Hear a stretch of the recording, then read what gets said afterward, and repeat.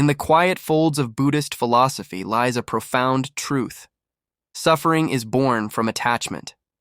This simple yet transformative insight forms the bedrock of the art of letting go, a practice not of abandonment, but of liberation. Buddhism teaches that clinging to people, possessions, emotions, or even ideas binds us to cycles of craving and disappointment. To let go is to unshackle the heart, to walk gently toward peace. Letting go in Buddhism begins with understanding dukkha, the first of the Four Noble Truths. Dukkha is often translated as suffering, but it encompasses dissatisfaction, unease, and the subtle ache of impermanence.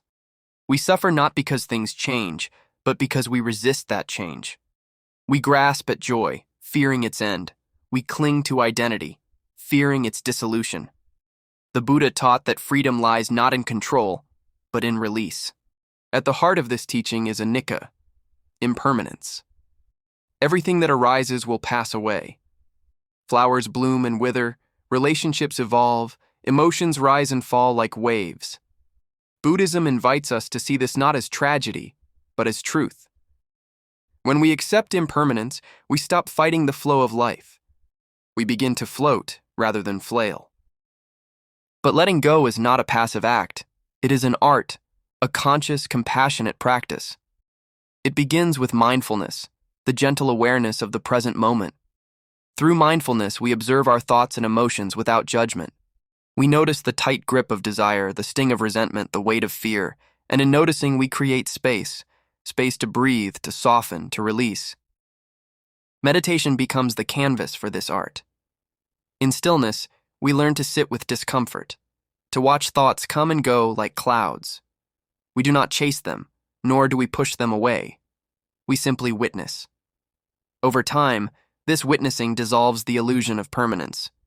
We see that no thought, no feeling, no identity is fixed. Everything is fluid. And in that fluidity, we find freedom.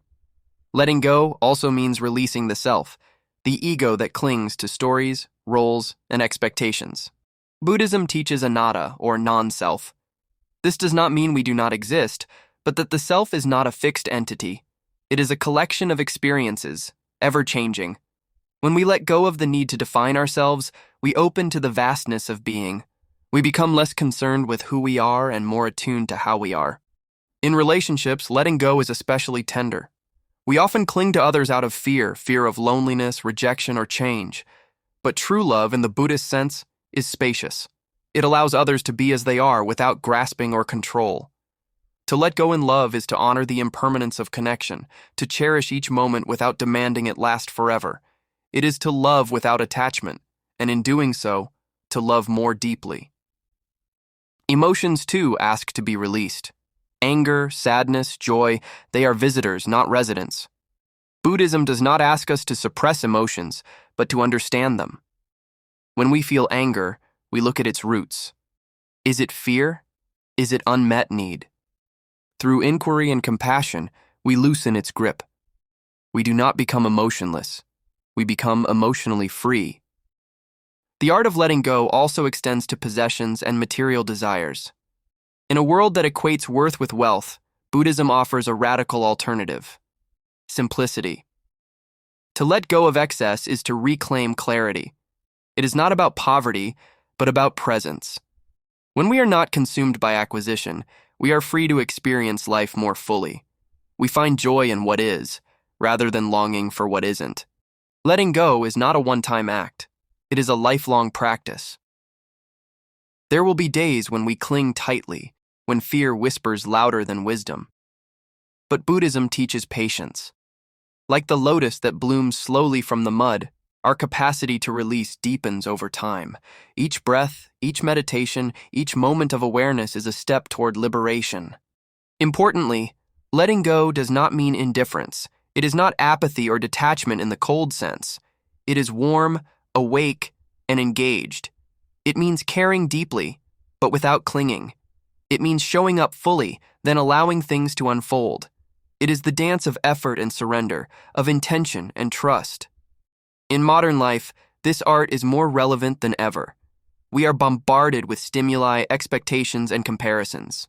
We are taught to hold on, to success, to status, to certainty. But Buddhism whispers a different truth. Peace comes not from having more, but from needing less. The art of letting go is a rebellion against the tyranny of more. It is a return to enough. To practice letting go, we begin with small steps. We notice where we cling, perhaps to a grudge, a goal, or a self-image. We breathe into that space. We ask, what would it feel like to release this, not to forget or deny, but to loosen? We may journal, meditate, or simply sit in silence. Over time, we build the muscle of surrender. Teachers like Thich Nhat Hanh remind us that letting go is also letting in.